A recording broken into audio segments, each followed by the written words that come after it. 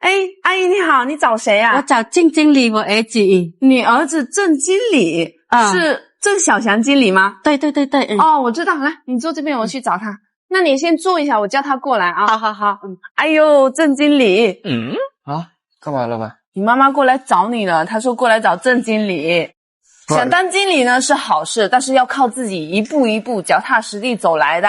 不好意思，老板，我怕我妈担心。这样子吧，你妈既然都过来找你了，你拿我的车钥匙带她去吃个饭，然后呢，我给你找500块钱，你带阿姨好好去吃一顿饭吧。这怎么好意思啊？没事的，带阿姨去吃个饭吧。天气这么热，今天就先下班吧，去吧。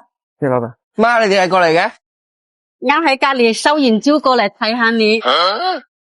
啱我哋老闆啊，俾咗500蚊俾我，仲俾部車我帶你食飯喎。咁好嘅，你老細啊？係啊，平時對我哋都幾唔錯噶。不如媽下個月我哋屋租免咗俾佢啦。